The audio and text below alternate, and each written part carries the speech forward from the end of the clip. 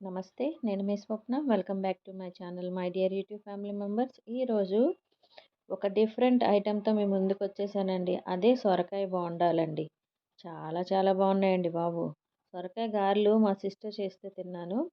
కానీ సొరకాయ బోండాలు ఏ విధంగా ఉంటాయని ట్రై చేశానండి. టేస్ట్ అయితే సూపర్‌గా ఉంది. చాలా పైన క్రంచీగా, లోపల సాఫ్ట్‌గా టేస్ట్ అయితే సూపర్‌గా ఉందండి. చూసారా ఎంత చక్కగా ఉడికిపోయిందో. మరి ఈ tasty tasty evening snacks recipe బోండాని టిఫిన్ కన్నా తినొచ్చు, స్నాక్స్ లాగన్నా తినొచ్చండి. దాన్ని ఏ విధంగా చేసుకోవాలో చూద్దాం. పదండి పదండి మరి వీడియోలోకి వెళ్ళిపోదాం. ఒక పావు కేజీ సొరకాయ అయితే తీసుకున్నానండి. దాన్ని లోపల ఉన్న ఊబిని అంతటిని తీసేసాను. పై తొక్క కూడా తీసేసాను. ఇలా మనం కోరుకొని బయట అమ్ముతారు కదండీ! దాంతోటి ఈ విధంగా గ్రేట్ చేసుకున్నానండి. ఇలా గ్రేట్ చేసేసుకున్న దాంట్లోంచి చేత్తోటి ఈ విధంగా ముద్దను తీసుకొని ఈ విధంగా గట్టిగా పిండుకోవాలండి.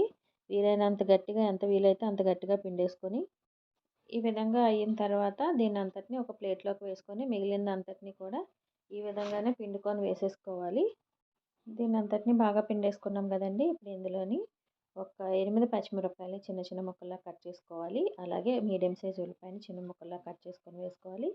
కొంచెం అంత కొత్తిమీర తరుగు, అదేవిధంగా 1 స్పూన్ జీలకర్ర వేసుకున్న తర్వాత రుచికి సరిపడా ఉప్పు. నేనైతే 1 స్పూన్ వేస్తున్నానండి. కరెక్ట్‌గా సరిపోతుంది. అలాగే 1 స్పూన్ రెడ్ చిల్లీ పౌడర్, 2 స్పూన్ల వరిపిండి, 2 స్పూన్ల శనగపిండి, అదేవిధంగా 2 స్పూన్ల మైదా పిండి అండి.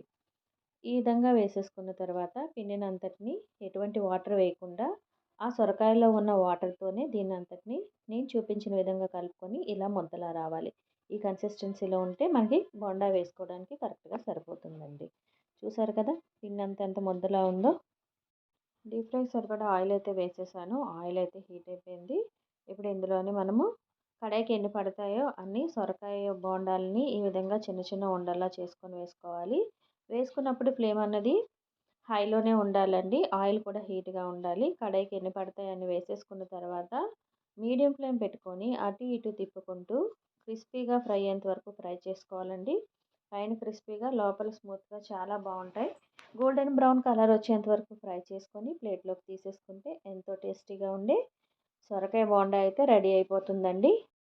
సొరకాయ బోండాలైతే రెడీ అయిపోయాయండి. చూసారు కదా! ఎంత ఈజీగా చేసేసుకోవచ్చో. టేస్ట్ కూడా చాలా చాలా యమ్మీగా ఉందండి. నాకైతే దగ్గర దగ్గర పావు కేజీ సొరకాయ ముక్కకి నాకొక 14, 15 బోండాలైతే వచ్చినాయండి. బ్రేక్‌ఫాస్ట్‌కైనా, స్నాక్స్‌కైనా చక్కగా సరిపోతాయి. టేస్ట్ కూడా సూపర్‌గా ఉందండి. మీరు కూడా ఒకసారి ట్రై చేయండి. చేయడం కూడా చాలా సులువు. మీరే చూస్తున్నారు కదా! కలర్ ఎంత చక్కగా వచ్చిందో. పైన క్రంచీగా లోపల సాఫ్ట్‌గా భలే బాగున్నాయండి. మధ్య మధ్యలో పచ్చిమిరపకాయ తగులుతూ సూపర్ టేస్ట్ ఉంది. అసలు నెక్స్ట్ లెవెల్ అని చెప్పొచ్చు. మరి నేను చేసిన ఈ సొరకాయ బోండాలు మీకు నచ్చినట్లయితే ప్లీజ్ నా ఛానల్ లైక్ చేసి, షేర్ చేసి, సబ్స్క్రైబ్ చేయండి. బెల్ ఐకాన్ ప్రెస్ చేయండి. నా న్యూ రెసిపీస్ నోటిఫికేషన్స్ అనేవి మీకు వస్తాయండి.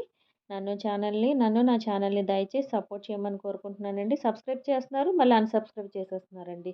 ఆశ కల్పించి ఆశను తీసేయడం అంటే ఇదేనేమోనండి. దయచేసి ఎవరు అలా చేయకండి. చాలా చాలా బాధగా ఉంది. సబ్స్క్రైబ్ చేసి మళ్ళీ అన్‌సబ్స్క్రైబ్ చేసేసుకోవడం.